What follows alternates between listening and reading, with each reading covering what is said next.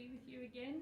I'm just going to start off by reading our new text for this term, and it's called The Cocky Who Cried Dingo. The Cocky Who Cried Dingo by Yvonne Morrison and Heath Mackenzie. In the back of beyond, beneath the hot sun, lived a huge flock of parrots who loved to have fun. They would scratch in the dirt and splash in the creek, sing raucous songs, then dance beak to beak. There were bright lorikeets and rosy corellas, gorgeous galahs and vivid rosellas. They perched in the gum tree that had the best view, was a handsome and arrogant young cockatoo. Cocky had a long tail and a snowy white chest, and he loved to show others his bright yellow crest. But he liked to be cheeky and play naughty tricks. Yep, acting the joker sure gave him his kicks. The flock came to roost one night as the sun set, but Cocky did not want to go to sleep yet. The birds started snoozing, and as they all snored, cheeky young Cocky felt restless and bored. So he plotted and planned and came up with a scheme.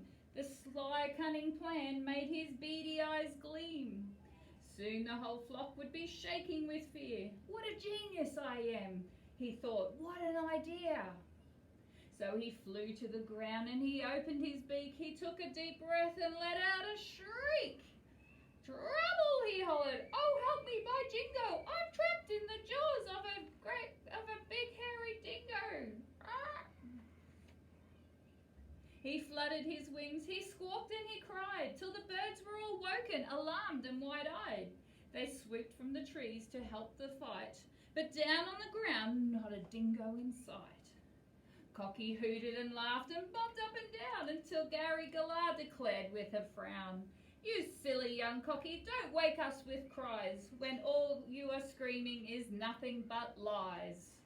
He's not happy. So hanging his head low, as if he felt shame, Cocky said, I'm sorry you don't like my game. Gary shook his head sternly and flew to his tree, but as soon as he left, Cocky giggled with glee. Then again the next night, Cocky opened his beak.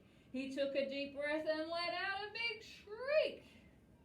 Trouble, he shouted. Oh, help me by jingo. I'm trapped in the jaws of a big hairy dingo. He fluttered his wings, he squawked and he cried. Once more the birds woke up alarmed and wide-eyed.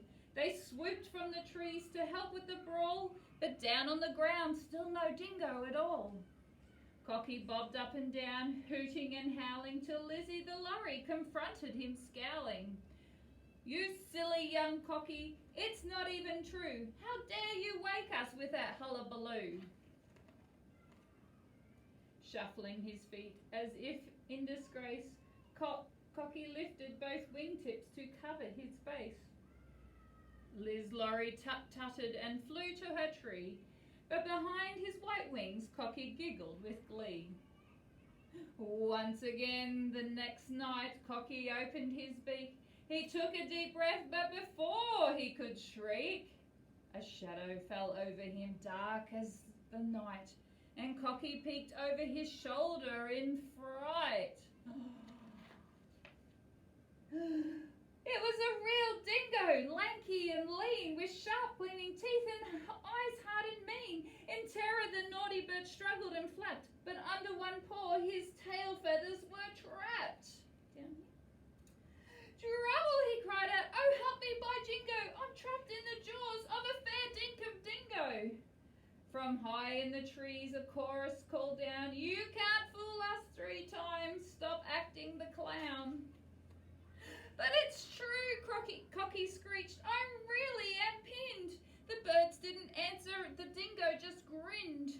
What a fool I've been, Cocky thought. All my lies are going to lead to my early demise.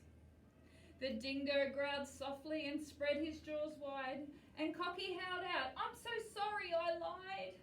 If I can escape, then I'll try to be good. And he pulled and he struggled as hard as he could. Then the dingo's jaws snapped, but to his great surprise, he found he had lost his tasty young prize.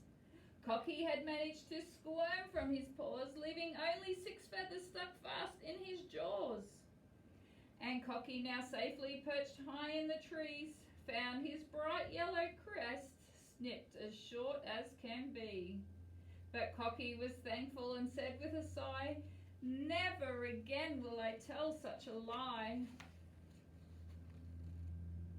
So from that day forward, the young bird understood he'd have many more friends if he learned to be good.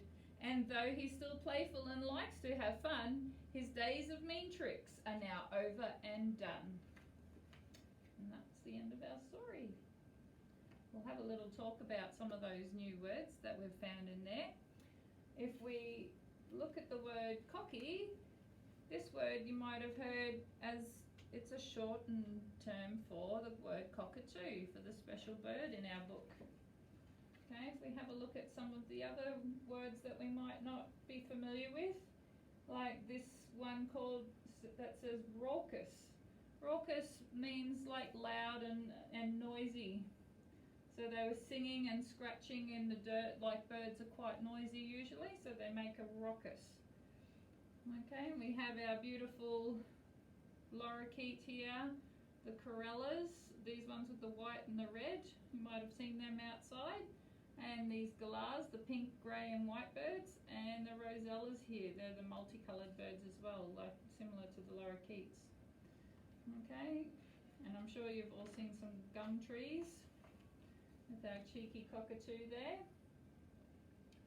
Let's have a look where else we might find some words that we're not familiar with.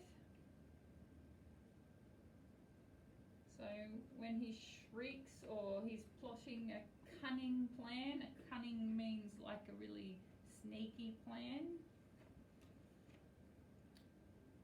He swooped, he fluttered, squawked.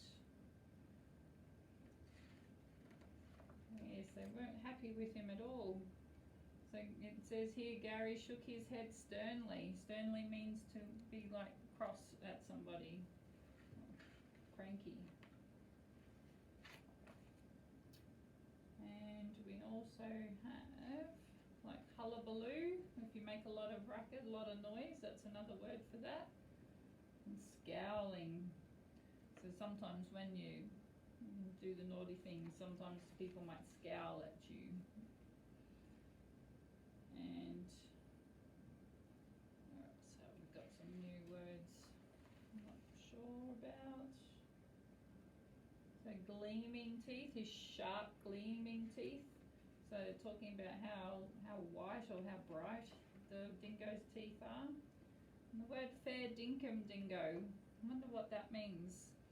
So before he said he's been caught in the jaws of a big hairy dingo. Yeah, on this page it says in the jaws of a fair dinkum dingo.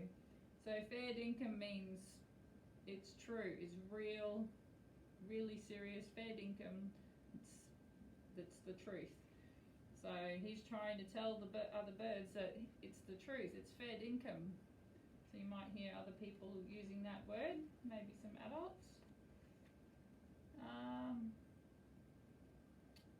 And this one, all my lies are going to lead to my early demise. Demise means like bad thing's going to happen, so that he might die. So it's going to lead to his early death.